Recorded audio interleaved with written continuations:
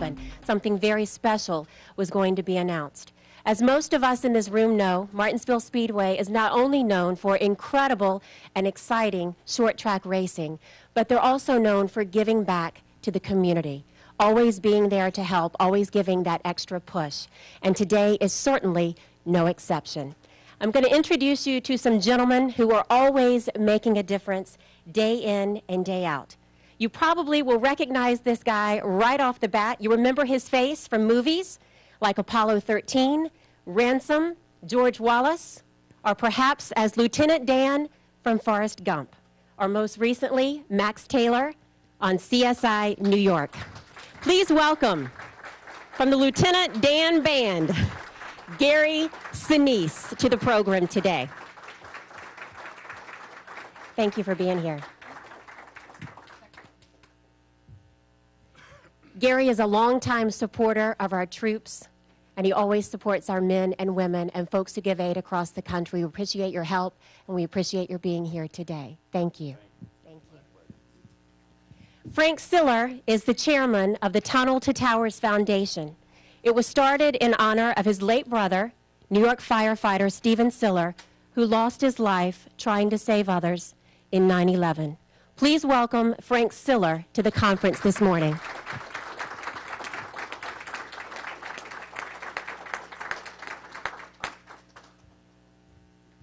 And now for a man who certainly needs no introduction, certainly not in this room anyway. Please welcome President of the Martinsville Speedway, Clay Campbell.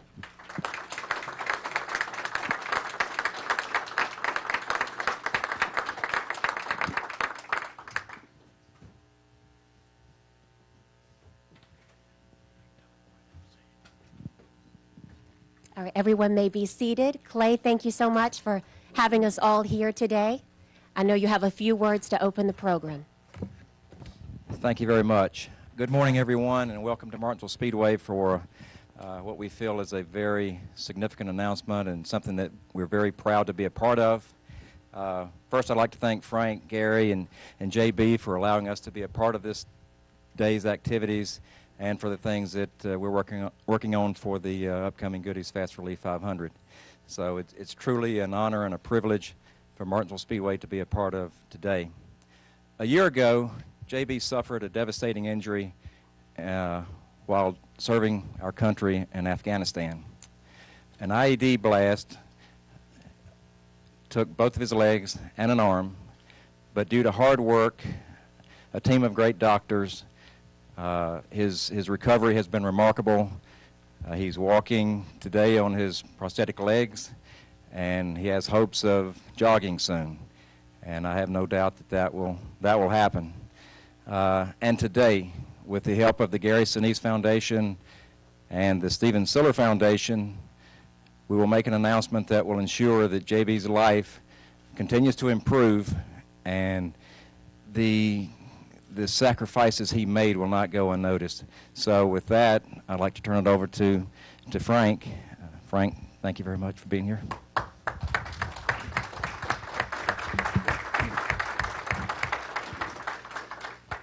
Thank you, Clay. Thank everyone for being here. JB, you're a hero. I know all about heroes because my brother was a hero on 9/11. Gary, thank you for being here, and everybody for being here today for this important announcement. And I know that I have to thank Piedmont Art Associates, of course, the Patriot Guard coming in. How beautiful is that scene? That scene coming in, watching people paying the respect and giving the honor to an American hero right here today. The police, the state police, the sheriff's office, it's unbelievable. Every block was cordoned off so we can get through here, and a little different, a little tougher to do in New York, that's for sure.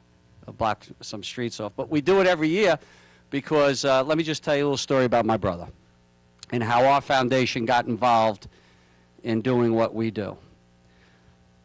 First of all, my brother Stephen, firefighter Stephen Gerard Siller, was born the youngest of 7 kids.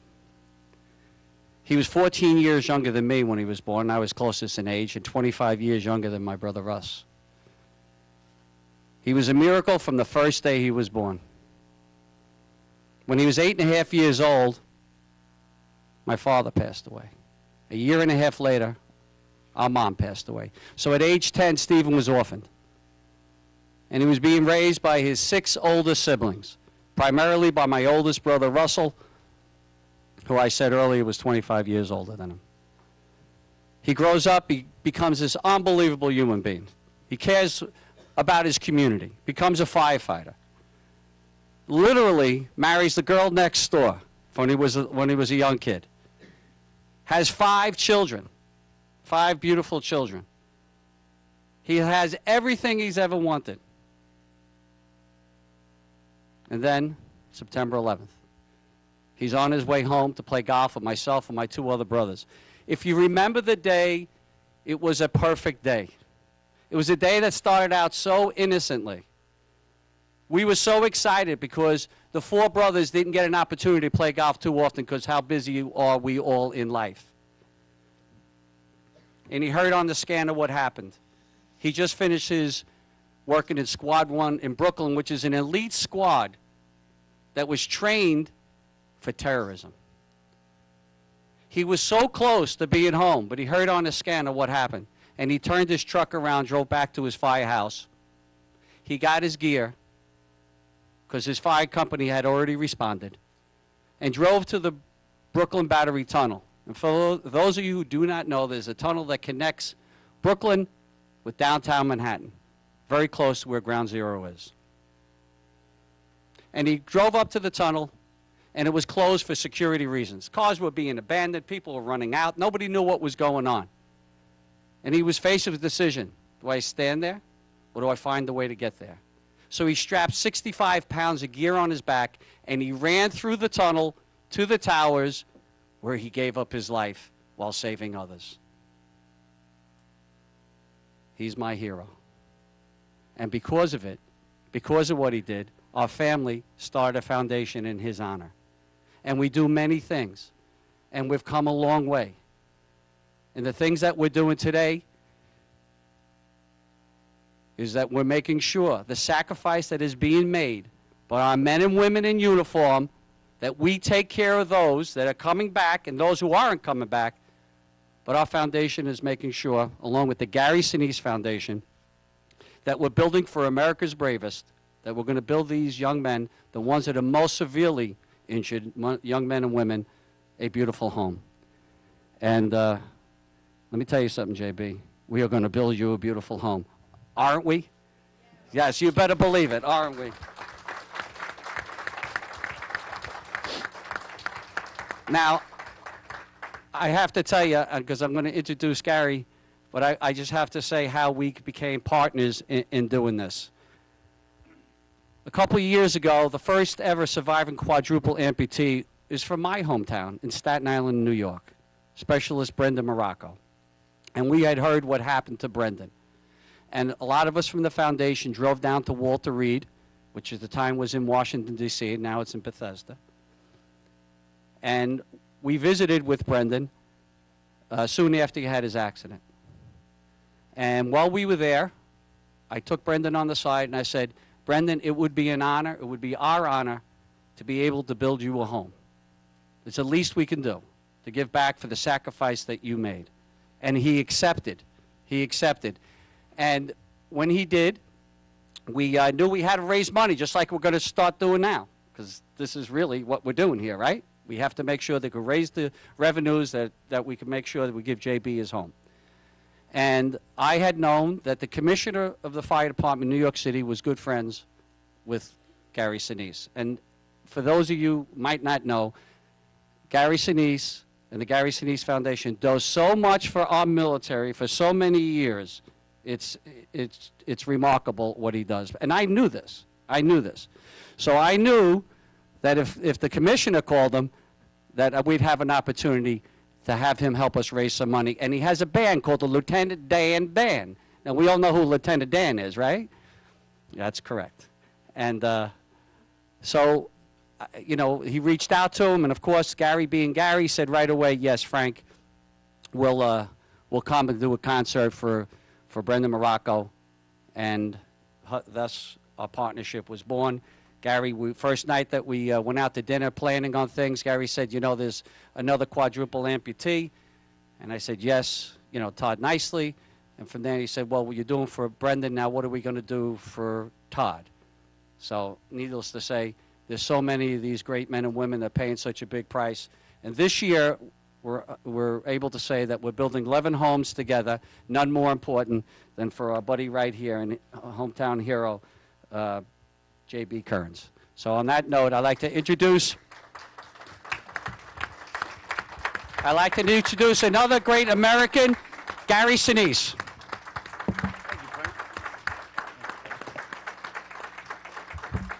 Thank you very much. Can you hear out there? Thank you. It's wonderful to be here in this community in support of JB, and by helping one of our warriors, we begin to draw focus to the many that are sacrificing out there for us and have sacrificed in the way that JB has. I've been involved with the Disabled American Veterans actually since I played one in Forrest Gump, and was introduced to the DAV many, many years ago, and got involved in various Wounded Warrior projects, and have recently created my own foundation to try to enhance some of the work that I've been involved in, particularly the partnership that I have with Frank and the many friends that I've met in New York City through the fire department there. At the foundation, we kind of live by this quote from Calvin Coolidge that says, "The nation which forgets its defenders will itself be forgotten." And I think that's so appropriate to live by, because having veterans in my family and Vietnam veterans on my wife's side, one of the motivators for me is what happened to our Vietnam veterans when they came home from war, and how our nation was so divided and so at odds with what was going on with that particular conflict that we turned our back on our veterans. And once we started deploying to Iraq and Afghanistan, I found it important for my own healing through what had happened on September 11th and to our country, to go out and try to do what I can for our active duty service members serving in Afghanistan and Iraq and around the world. And it's been a great and productive and rewarding 10 years, having been involved in supporting them. We all wish that we weren't in need of sending our defenders anywhere, but it's a dangerous world out there, and we're going to have to continue to send our men and women into harm's way. And I think one of the least things that we can do is when before the battle we take care of them, we take care of them during the battle, and when they come home, God forbid that something bad happens to them, we should do what we can to support them and their families. So partnering up with Frank on this project, Building for America's Bravest, through the Gary Sinise Foundation and the Stephen Siller Tunnel to Towers Foundation, has been a great thing. And JB's effort here with this concert that we're going to do on March 31st is the second in a series of, as Frank said, 10 or 11 homes that we're going to do in 2012 for severely wounded warriors. And with your help and the help of the media here in this community, and the community rallying around this great American, JB Kearns, we will have a great night on March 31st, raise a good portion of the money to help build him, as Frank said, a place that he can call home for many years to come. So I encourage you all to spread the word. Tickets go on sale tomorrow for this, or on sale today. Well, there you go, right now, immediately. So we have many seats to sell. It's a wonderful band. We've already, as Frank said, done efforts for 3 of our quadruple amputees, Brendan Morocco, Todd Nicely, and John Peck, concerts that have raised money to support home building projects for them. And now we begin in 2012 in Temecula in a couple of weeks for Juan Dominguez, who has a similar injury to JB, and then we'll be here March 31st playing a concert in tribute to this great American who sacrificed so much. And when we support JB in this effort, we're reminding everyone of the great number of injured that we have out there and the sacrifices that they all make for us. So please spread the word. Tickets are on sale now. We'll be back. It's a great band. We're heading over to, I'm actually going to Hawaii tonight to play. We begin our series of USO shows there tomorrow night.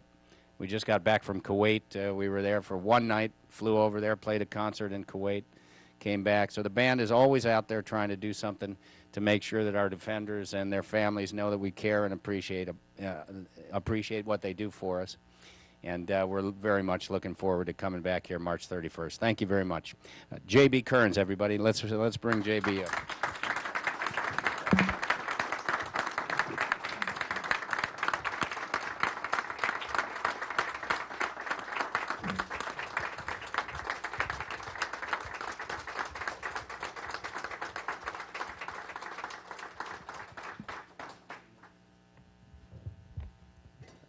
All right, thank you, everybody. I know Frank's already said this, but I'd like to especially thank the Patriot Guard for so much that they've done, and all the police, you know, that stopped all the intersections here, and Frank and Gary here for what they do. They do such great things, you know. And thank the Martinsville Speedway for letting us do it, you know, do this here, then the high school where the concert is going to be at, right? Yeah. You know, not only, it's great for me to know not only my county is helping, but, you know, Henry County too. There's Surrey County and Mount Airy, you know, down there they've done so much. Guys, why don't we open it up for questions now? JB, if you want to go ahead and have a seat back there. All right. Well, thank you, everybody.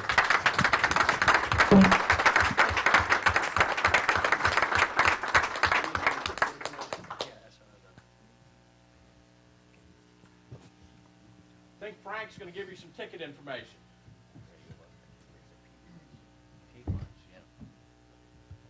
All right, for ticket sales, right now you can go to Piedmont Tarts, that's how good I am, PIEDMONTARTS.org, or call 276-632-3221. And do you have any questions? I just want you to know that we are under contract already for JB's land.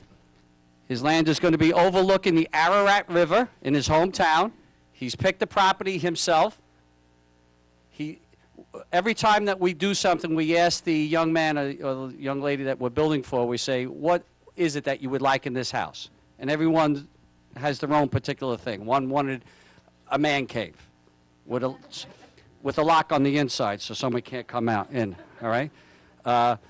Somebody else wanted a huge garage because they love cars and they want to work on cars. JB asked for a wraparound porch, and I think I know that's what you're going to get. We're going to make sure that you have a wraparound porch and a log cabin, So, and it sits on a beautiful piece of land. Like I said, we're in contract on it already, and it overlooks the river. And so he can have some peace and tranquility in his life. And it gives him some independence. These homes are smart homes, which gives him the independence that he's looking for. You know, what becomes easy for you and I to do and every single day is different, obviously, for JB.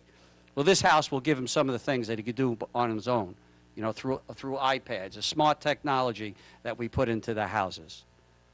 And so we'll open the floor for any questions for Gary or JB. And I got to tell you, Martinsville, Clay, thank you so much for having us here today. And what Martinsville is doing is going to make it easier for us to reach our goals in building this house, because I know that you're going to become our partner and we're doing all this. And we need as many partners as possible. So we want to thank you so much also for having us here today. Any questions? Raise your hands, guys, and we'll point you out. And questions for any of the four up here. You're easy.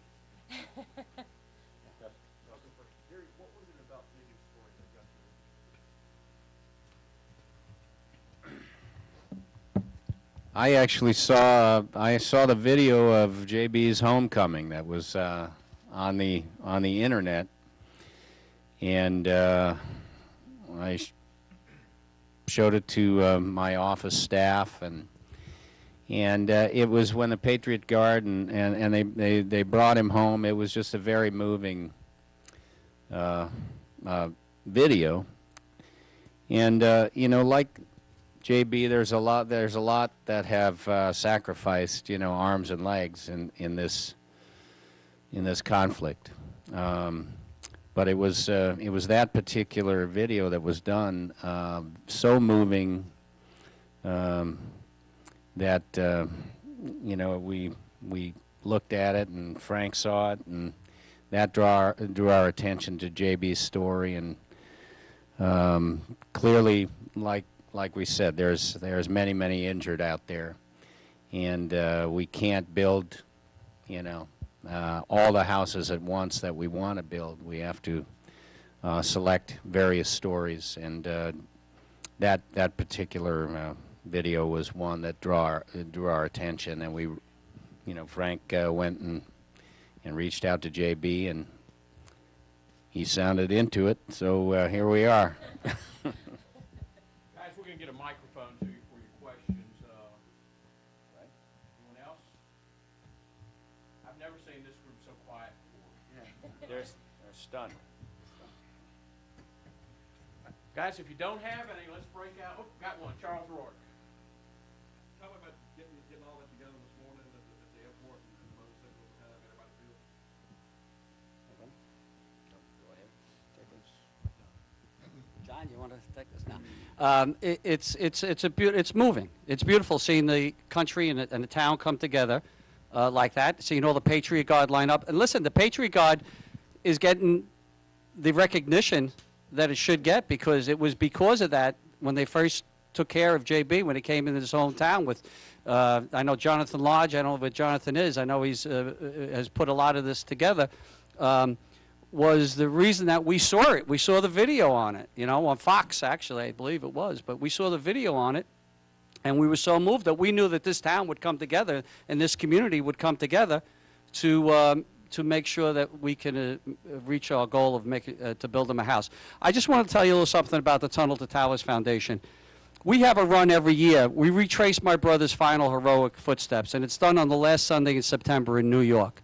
And it started with about 2,000 people, and this past year we had over 30,000 people that did it. That came from all over the United States and from all over the world. We had 150 firefighters from London that ran in full gear.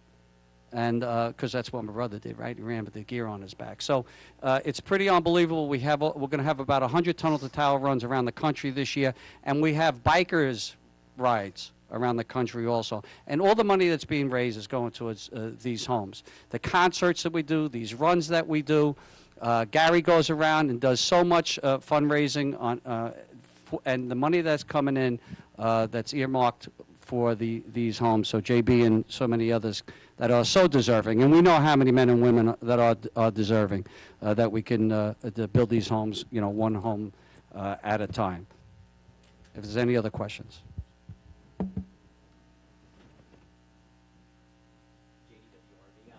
when you started the band, can you give us a little bit of history as how that started, and how does that affect your performances when you're playing for these good causes? It's something that you're obviously so passionate about. Does that really reflect on how you perform on stage and the band reacts to that? This one. Does that work? They all work. Oh, good. I can sit. You know,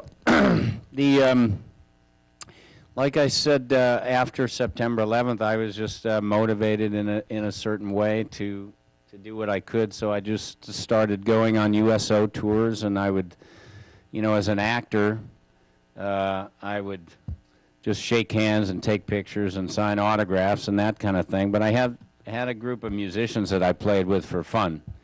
And we weren't really a band or anything at that time. We were just, you know, I would just go to Chicago where I used to live, and when I would be in town, I would play with these guys. So I asked the USO after about 6 handshake tours if they would let me take them with me on a tour, and because I thought, you know, I wanted to entertain the troops, not just visit with them. So the USO said I could take them with me. And so I called the guys up and I said, we better start rehearsing. We got to learn some new songs. We got to, you know, get some more people. You know. And we put our first tour together in February of 2004. We had, you know, I was going on a lot of USO tours in 2002, 2003. And took the band for the first time in February of 2004 to Korea, Singapore, and way down to a little island called Diego Garcia in the middle of the Indian Ocean. You know, nobody ever goes down there to entertain the troops, so we went down there, and that began a whole series of trips. As soon as I got back from that tour, I asked the USO to send me on another one,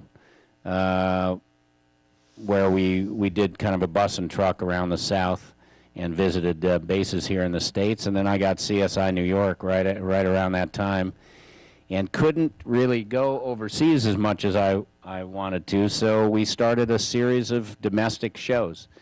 And now we've been playing an average of maybe 13 to 14 USO shows per year. That's just with the USO.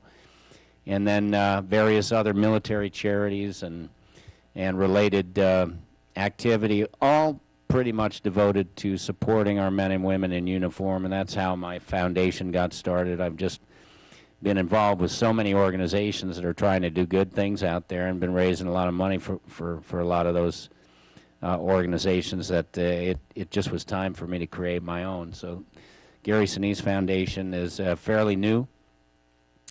We've got various projects around the country, and one of those, the biggest project that we have right now, is in partnership with the Tunnel to Towers Foundation to build these homes. But I got a lot of USO shows on the books this year, and a lot of home building concerts and various other fundraisers that we're doing. We play we'll play over 50 shows this year.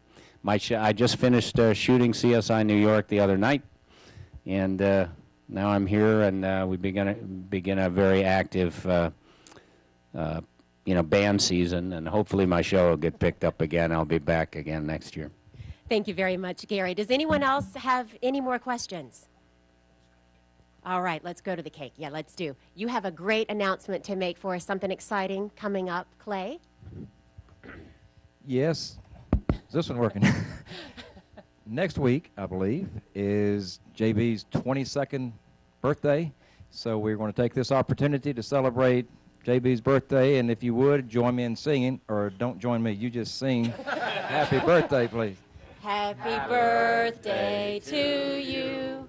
Happy birthday to you. Happy birthday, dear JB.